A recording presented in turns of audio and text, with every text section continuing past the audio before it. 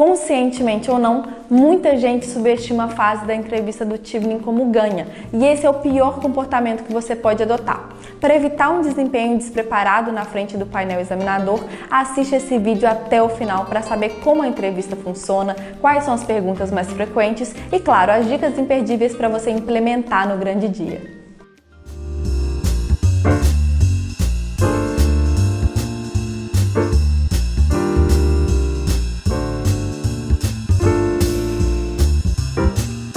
Oi pessoal, meu nome é Letícia Bittencourt, eu sou advogada, fui bolsista do Tivnin no ano de 2017 e 2018 e hoje eu também atuo como consultora e mentora de internacionalização de ensino. Eu sou idealizadora do projeto Direito no Exterior e além desse canal no YouTube, você também me encontra diariamente lá no Instagram. Esse é o terceiro vídeo da série sobre o programa Tivnin, então se você ainda não assistiu aos anteriores, não deixa de ir lá no nosso feed do YouTube para poder explorar os outros conteúdos. Na nossa linha do tempo do primeiro vídeo, nós vimos que a primeira etapa do processo, que é a candidatura online, fica aberta entre agosto e novembro.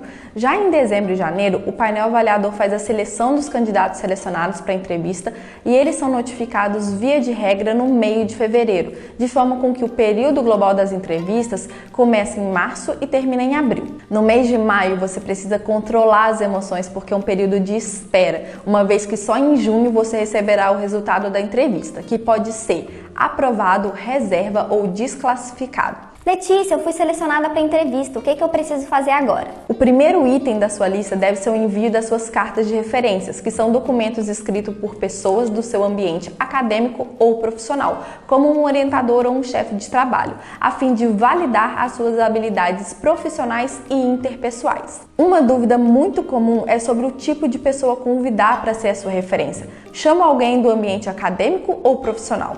Como são duas cartas, chame um de cada área, porque eles irão validar suas habilidades em diferentes esferas. Por exemplo, no ambiente acadêmico, a sua referência vai validar sua capacidade analítica, crítica, argumentativa, enquanto no ambiente de trabalho, as características como pontualidade, comprometimento, trabalho em grupo e resolução de conflitos. Lembrando que as cartas não devem ser genéricas e a sua referência deve utilizar de exemplos concretos da sua trajetória para ilustrar uma habilidade sua que ele ou ela queiram exaltar. Se você tiver dificuldades, é só entrar em contato comigo via e-mail, porque no meu trabalho de mentoria eu auxilio na construção e correção de cartas de motivação e referência. Letícia, o que deve ter na minha carta de referência? Essa pergunta é fácil, porque o próprio site oficial do Tivnin informa para vocês. Mas eu vou quebrar esse galho e já trazer esse passo a passo mastigadinho aqui para você. Basicamente, a sua referência deve cobrir os seguintes pontos: há quanto tempo ela te conhece, em qual capacidade que ela te conhece, se é na profissional ou educacional, quando foi o seu último contato regular e, claro, validar a sua candidatura de forma geral, incluindo suas habilidades de liderança e de networking, as suas habilidades intelectuais, interpessoais e também de forma pessoal, também a sua capacidade de completar um curso de mestrado no Reino Unido. Diz aí, depois dessas instruções, elaborar sua carta de referência ficou mamão com açúcar, né? Você já tem toda a estrutura. Em relação à comprovação da sua fluência em inglês, você precisa saber que o prazo final para entregar o exame de proficiência, que pode ser o IELTS, PTE Academic, o TOEFL, o C1 Advanced ou o Trinity, é até julho, o que não significa que você vai deixar para a última hora, porque eu já vi muitos candidatos sendo selecionados, perdendo a bolsa do Tivnin, porque não conseguiram cumprir esse requisito. E esse é um dos cenários que os candidatos reservas são convocados. Então planeje-se direitinho, porque quanto mais cedo você enviar, melhor para você. Agora vamos falar sobre a entrevista. O objetivo da entrevista é te conhecer pessoalmente, a fim de validar as informações trazidas na sua candidatura escrita e, é claro, avaliar se você tem um perfil do tipo de candidato que é selecionado para o programa. A entrevista tem uma duração média de 45 minutos, com uma leve margem de erro, tanto para cima quanto para baixo. Então, se a sua entrevista durar, por exemplo, 1 hora ou 30 minutos, não significa necessariamente que você foi mal. Um outro fator que é importante esclarecer é que a entrevista ela é conduzida em inglês. Por conta disso, não deixem de treinar o inglês de vocês durante a sua preparação. A composição do painel examinador da entrevista é muito diversa e normalmente varia de candidato para candidato. Normalmente, esse painel painel é composto por um representante da Embaixada Britânica, por uma pessoa da sua área de formação e também por um alumni, que é um bolsista de anos anteriores. Mas fiquem tranquilos, o ambiente é muito descontraído, eles são muito educados e fazem de tudo para te deixar o mais confortável possível, por mais que esse momento seja muito decisivo na sua carreira. Uma outra dúvida muito recorrente é sobre a possibilidade de mudar a ordem das universidades britânicas que você se candidatou. Em relação a isso, podem ficar tranquilos, porque é uma pergunta que 90% das vezes é abordada pelo próprio painel examinador no começo ou no final da sua entrevista, e não há nenhum problema em alterar a ordem das suas universidades.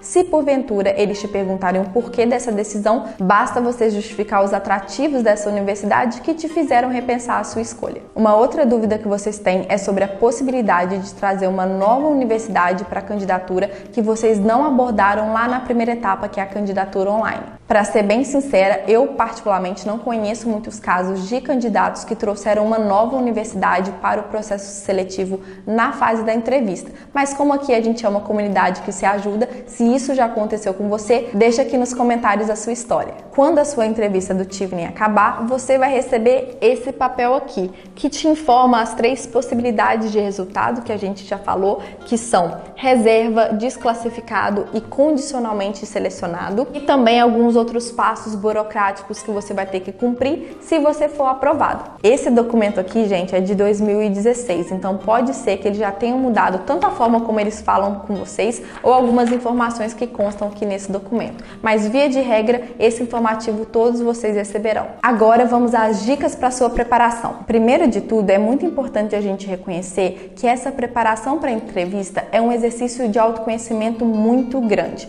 Por conta disso, é fundamental que você imprima, estude e revise a sua candidatura online, para que no grande dia você tenha coerência com aquilo que você escreveu, e por isso é muito importante que você dê mais detalhes sobre uma determinada experiência da sua trajetória, a fim de desmembrar algum detalhe que venha a ilustrar uma habilidade sua. Uma outra dica é: respeite a sua história. Não invente coisas para impressionar ou agradar o painel, porque você pode ficar nervoso e o painel ele é preparado para identificar esse tipo de comportamento. Para adicionar valor no seu desempenho, utilize os casos concretos da sua própria trajetória e desmembre-os utilizando a metodologia STAR, em que você descreve uma situação, uma tarefa, uma ação e um resultado de forma específica, porque só assim você vai conferir pessoalidade à sua candidatura e assim te destacar da multidão de candidatos.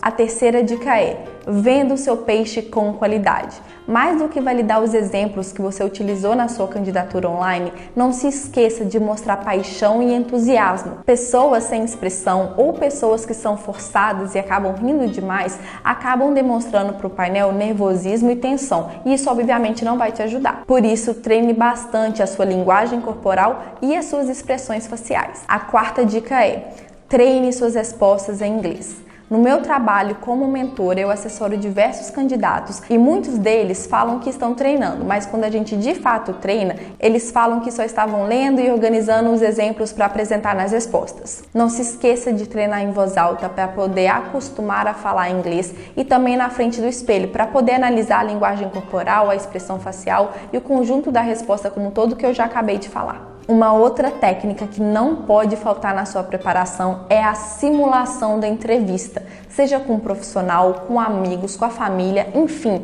alguém que compõe a sua rede de apoio. Isso porque a simulação vai construir um ambiente que vai te deixar de certa forma desconfortável e assim você vai saber como reagir às eventualidades, porque quando a gente está falando inglês para uma outra pessoa, a gente acaba travando, a gente fica com medo do nosso sotaque ou até mesmo do conteúdo das nossas respostas. Então, quanto mais a gente treina com pessoas ao nosso lado, mais desconfortável a gente fica e ao mesmo tempo mais técnicas a gente desenvolve para poder driblar essa situação. Muitos candidatos têm um currículo muito extenso, só que lá na primeira etapa, por conta do limite de caracteres, vocês acabam selecionando as experiências que vocês vão utilizar nas respostas. E aí, quando chega a entrevista, muitos de vocês perguntam se é possível trazer uma informação nova para o painel examinador.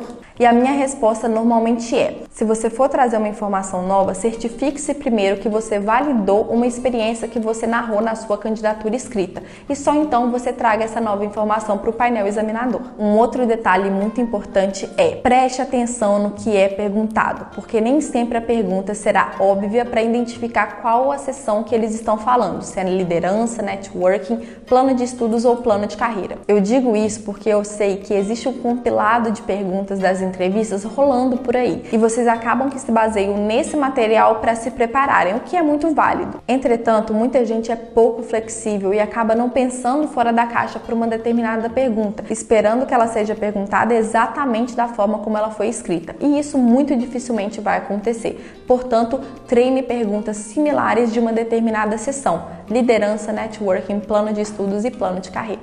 Um outro ponto a se ter cuidado é: ao responder às suas perguntas, não tenha pressa, mas também não fique horas falando. Por isso que o treino da entrevista é tão importante, porque há uma linha muito tênue entre ser detalhista, o que é chato, e ser específico, o que é bom. Se você sentir dificuldade com qualquer um dos pontos que eu acabei de falar, fique tranquilo, porque no meu trabalho como mentora, eu treino e preparo os candidatos, então é só entrar em contato pelo endereço de e-mail aqui da tela se você tiver interesse. O que você deve fazer na véspera do grande dia? O primeiro ponto é: invista em uma boa noite de sono, não somente no dia anterior, mas na semana da sua entrevista, porque provavelmente vocês estarão muito ansiosos e uma boa noite de sono vai te ajudar a se apresentar bem. Falando em se apresentar, é muito importante que vocês pensem com antecedência no vestuário que vocês vão utilizar no grande dia. O ambiente da entrevista ele é bem amigável, que não significa também que você vai de short e chinelo. Apesar de ter zero propriedade para falar de moda, eu me arrisco a dizer que não há necessidade dos meninos irem de terno, por exemplo, e nem as meninas irem de salto alto ou com uma roupa social muito elaborada. Para as meninas, eu acredito que uma sapatilha em bom estado, apresentável, uma calça social, uma blusa social fechada, sem, grandes chamativos, seja o suficiente. Ainda em relação às meninas, evitem utilizar acessórios que são muito chamativos ou que possam fazer muito barulho para não perturbar o andamento da sua entrevista. Pensar nesses mínimos detalhes pode parecer cansativo, mas eu tenho certeza que eles vão te ajudar na sua desenvoltura em qualquer entrevista, não só na do Tivoli. Já os meninos, eu acredito que um sapato, uma calça, uma blusa social sem necessidade de terno sejam suficiente, até mesmo calça jeans, desde que você esteja com uma blusa apresentável ou até mesmo um acessório bacana, vai muito do estilo de cada um. Mas o mais importante é: não mude o seu jeito, o seu estilo, a sua personalidade para poder se enquadrar num personagem que não existe para o painel. Vá apresentável de acordo com quem você é. Ainda em relação à sua preparação na véspera da entrevista, a minha dica favorita é: vá até o local da sua entrevista no horário marcado antes do grande dia, é claro, para que você possa ver e se ambientar como que é a região, como que é o trânsito, no horário que você estará lá. E por fim, no dia da sua entrevista, chegue cedo no local combinado para que você possa se ambientar e ir aí deixando a sua preocupação e ansiedade ir embora. Respira fundo porque vai dar tudo certo. Agora vamos às dicas básicas para que você possa arrasar na entrevista. Lembrando que as dicas a seguir são apenas algumas ilustrações que eu vou trazer aqui para vocês. Só quem é meu cliente na mentoria recebe um documento completo para auxiliar na preparação de forma exclusiva, que eu chamo de compilado,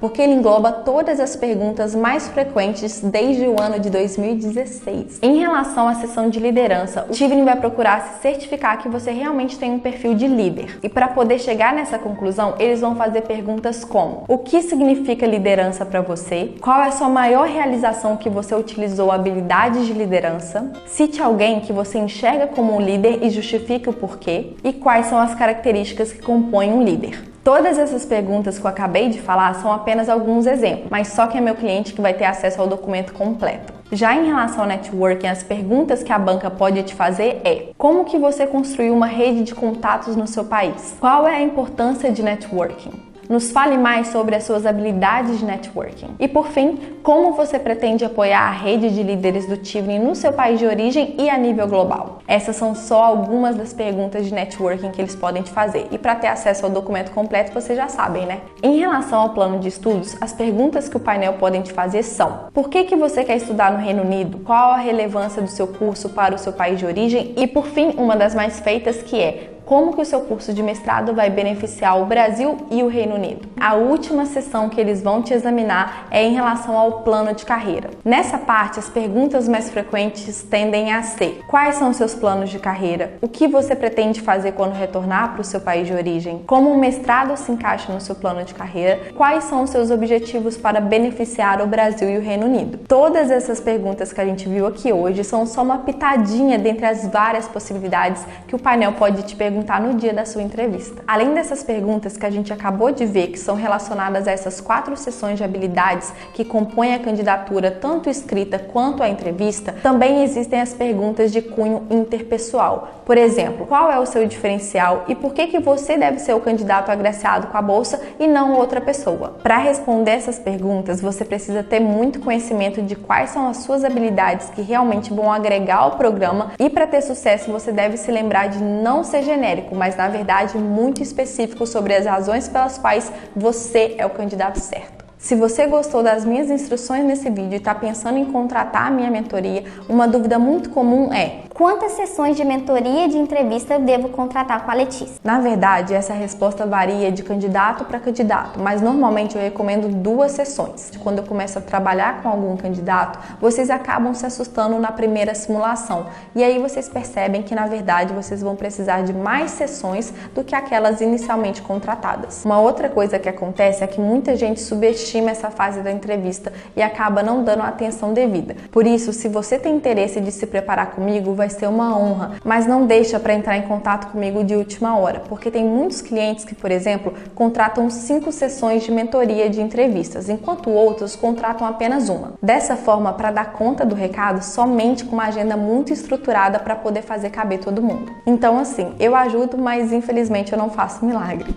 Esse é o último vídeo que compõe a série sobre o processo seletivo do Tivnin. Eu espero de coração que tenha sido bastante informativo para você e dado algumas dicas para a sua preparação. Não deixa de me mandar suas perguntas aqui nos comentários, porque eu vou responder a todas, e deixar o seu gostei para valorizar esse trabalho e, claro, se inscrever no canal para ficar de olho nos próximos conteúdos super bacanas e exclusivos que virão. Te vejo na próxima. Tchau!